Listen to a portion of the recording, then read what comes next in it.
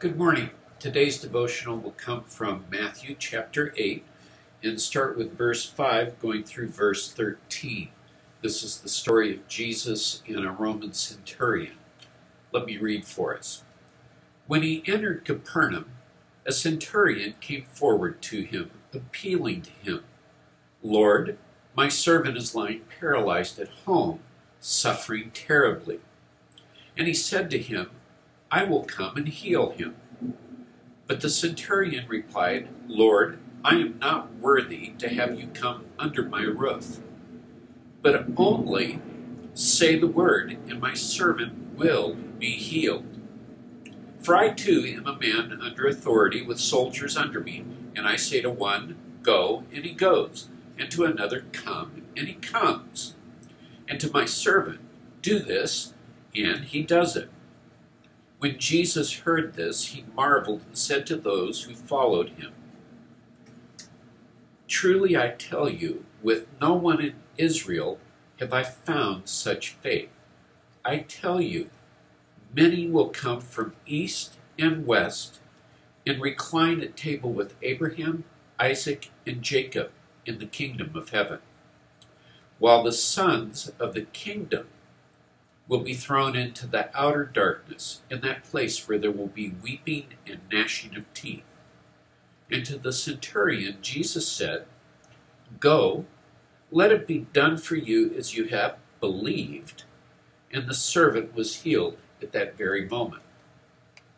This is an interesting healing that takes place. Jesus has gone on from where he preached the Sermon on the Mount. As we talked about on Monday, he healed a leper after leaving that mount. And now he's come into Capernaum. And as soon as he enters Capernaum, a Roman centurion comes to him with a request. And there's a couple of interesting things about this. First off, how did the Roman centurion know about Jesus? I assume that there has been rumors going around, stories circulating, people talking about this itinerant preacher who is doing miraculous signs and wonders.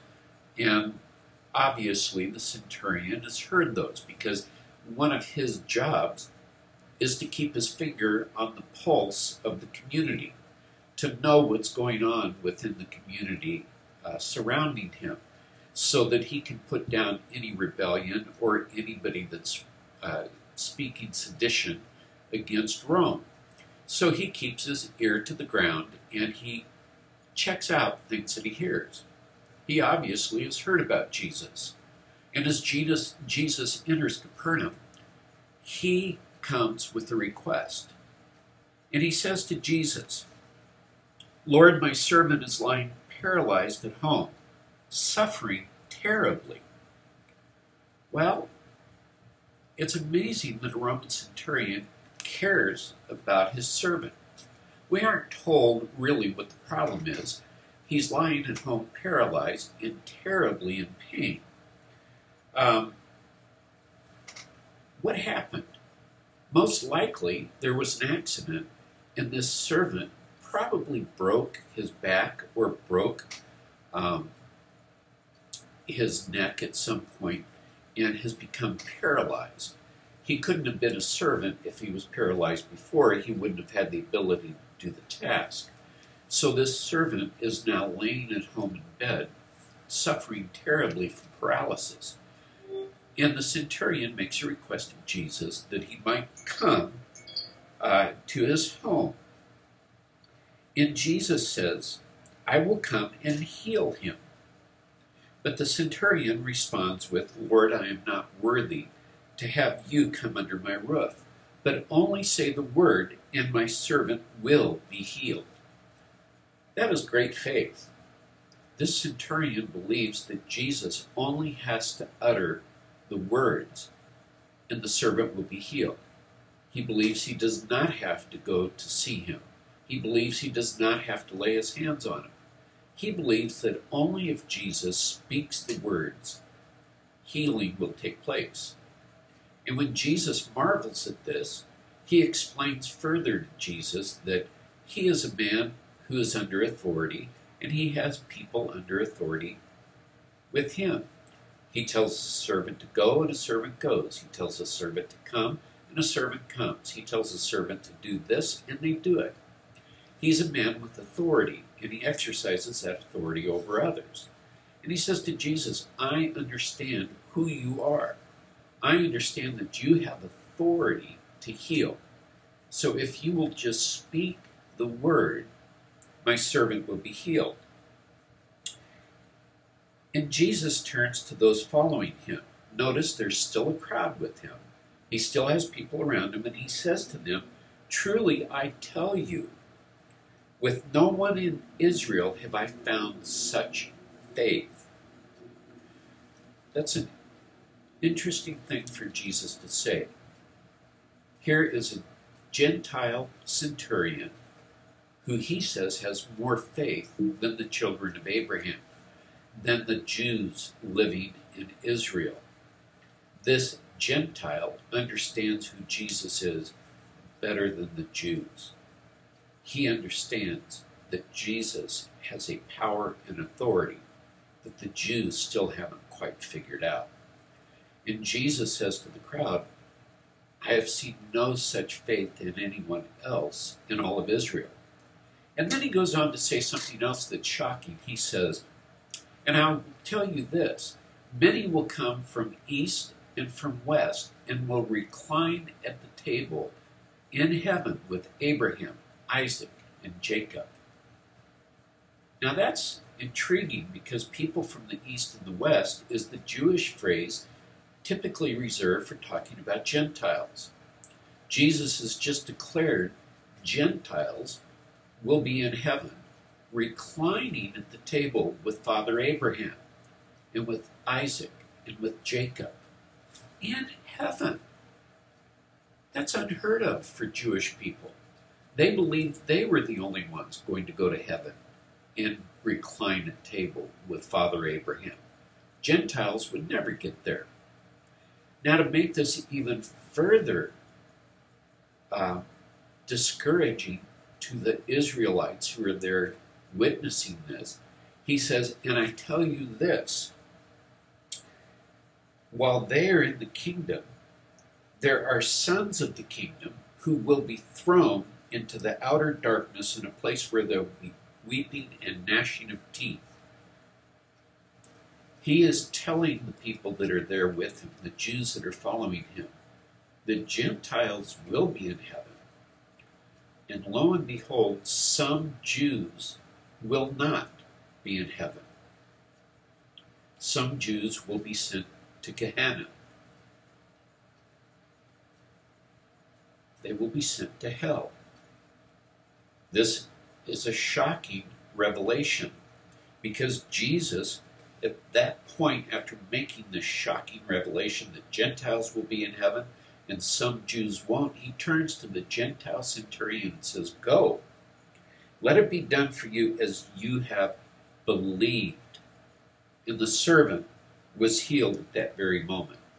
Notice that Jesus says, go, and it will be done as you have believed. He acknowledges the faith of the centurion. He utters the phrase for healing.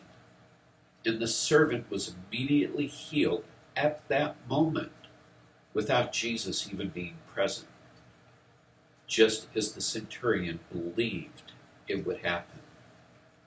That's an intriguing thing to happen because Jesus is talking about the beliefs of this man. This man believes that Jesus has the power and authority of God to bring healing to those who are sick and paralyzed. That's truly an amazing faith.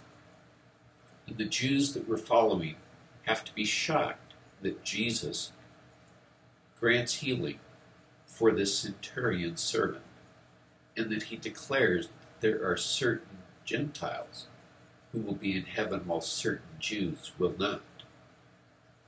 So what do we want to learn from this story today? First off, let's learn this. If you have faith and believe in Jesus Christ, signs and wonders and great miracles will happen. Great power will be taking place.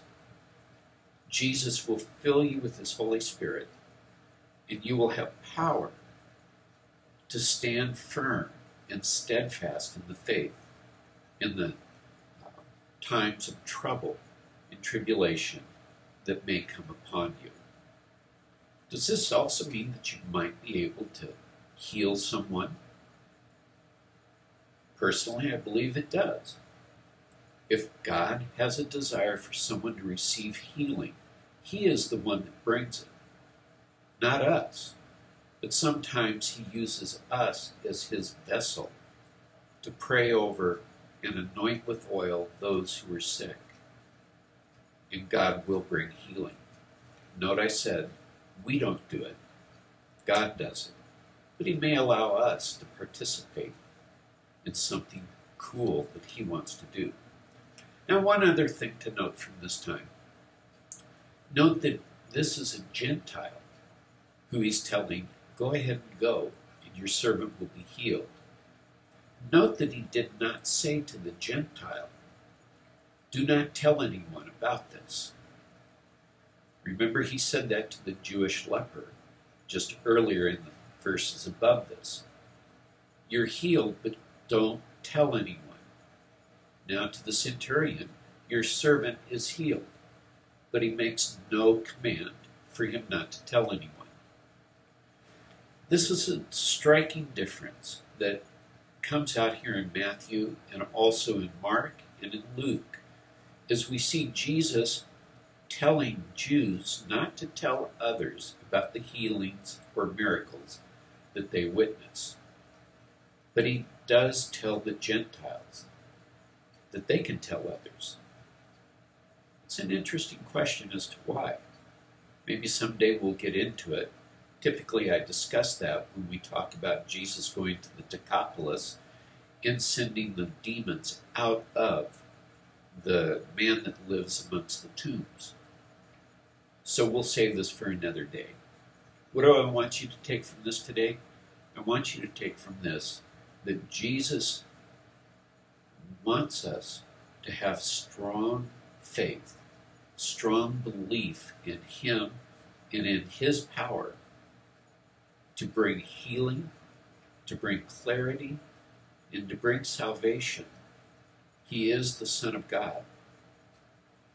I hope that you have enjoyed this time. I'll see you again on Friday. God bless.